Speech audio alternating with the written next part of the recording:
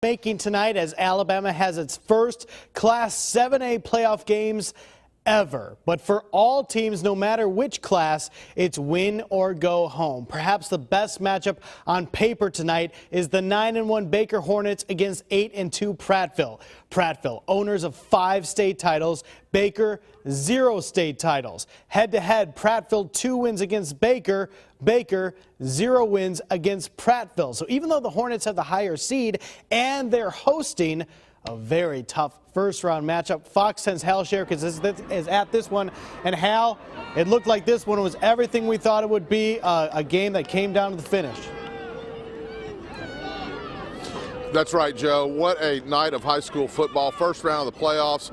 Like you said, history in the making. Baker coming off their first time to host first-round playoffs, and historic season for them in the regular season, being 9-1. In years past, you might have said this wouldn't have been a contest. Not so tonight. What a contest we had. I'm not going to keep you hanging any longer. Let's take a look at the first half highlights, and then I'll let you know where we are right now. The Hornets came into tonight's game pumped up and off the best regular season record in Baker football history. The Lions would strike first as quarterback Keith Washington finds Kingston Davis with a screen pass out of the backfield. Davis finds Paydirt from 21 yards out. Baker strikes right back, though. Quarterback Burt Chappell finds Donald LaFleur over the middle. LaFleur has some open field and takes it all the way down to the line 4-yard line to set up a 4-yard touchdown run by Chappell. Second quarter action, Baker driving again. This time, Chappell finds Chris Lett, who will drive for the goal line. His effort puts the Hornets up by a touchdown with 11 minutes to go in the half. The very next possession, the Lions strike back. This time, Washington fakes the handoff and rolls out to the right. He'll let it go and find Daniel Knotts open in the back of the end zone for a 22-yard touchdown pass. That would tie the game at 14. With just over a minute left in the half, Washington would go back up on top. He puts some air under this one and drops it in perfectly to running back Joseph Burke, who takes it in from 25 yards out, and that would put the Lions up over the Hornets 21-14 at the half. And right now, this game has wrapped up. The final score in this one, Prattville 41, Baker 35. They came up one touchdown short. Let me tell you how we got to that point. What a finish. You know, it was basically a tale of two halves. Baker put up 3 touchdowns to Prattville's 2 in the second half. That's what got us tied at the end of the regulation period, 35 all. Baker had the ball first, got the ball first in overtime. They only got a short gain on the first play and then got sacked for a loss. Burt Chappell took a big loss on a sack. They ended up trying a long field goal and missed. Prattville then took over their first play from scrimmage, 10-yard run. They got the touchdown and the win here in the Hornets' nest. You know, when you think back on this season that Baker's had, these guys can't be disappointed. This was what a season they had. 9-1 regular season record. Got Prattville, the 5-time state champion, on the ropes late in this game.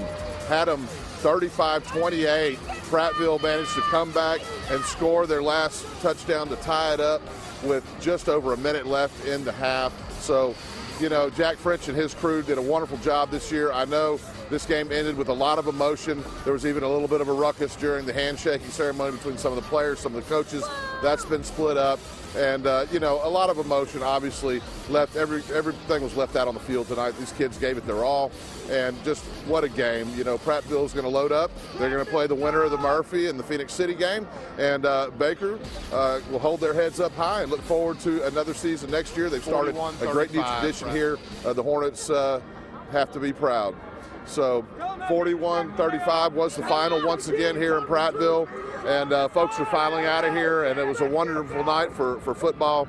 So couldn't have asked for a better one for you guys to assign to me tonight, Joe. I just wish it could have turned out a little different for the home team. We'll see if we can catch up with Coach Jack French here in a little bit and talk to him. But for now, reporting live from West Mobile in the Hornets' Nest, Hal Sherrick, Fox 10 News. Back to you guys. All right, Hal, thanks a lot, and he summed it up great. Baker with one of their best seasons of all times, for sure one of their best seasons in recent memory, no doubt about that. So the Hornets can hang their heads high. All right, because undefeated Fairhope was the #1 seed in 7A Region 1, they get a much easier first-round opponent on paper. Jeff Davis traveling to take on the Pirates. Jeff Davis unranked with a regular season record of just 5-5. So let's head on out. Fairhope, as we mentioned, 10-0 this year, so they are looking strong, ranked second in 7A. Dave Kirksey with the carry, 15 yards, punishes his way into the end zone for the touchdown. End of the first quarter action here. Gray Jackson takes it in for the touchdown. Fairhope now up 13-0. Then, just before halftime, cheerleaders definitely having something to celebrate there. Alex Baggett runs to the outside. Great little shifty move back inside. However, this one will be called back because of a penalty, and they'd get a field goal. Right now, though, Fairhope looks like they are confidently in the lead, 23-6 in the fourth. Working with other stations across the state to try to bring you highlights of these games and more tonight. For now, we'll give you a score update. Murphy Panthers on the road against Central Phoenix City, losing in the third, 20-7. Still potentially time to come back. And also Foley on the road tonight, 28-31. That looks like a nail biter in the fourth quarter in Auburn. We'll try to have the final score and again highlights for you of this one too. Well, after the break, updates on two smaller local schools, excuse me, both looking like state title contenders, UMS Wright in 4A in Washington County. But first,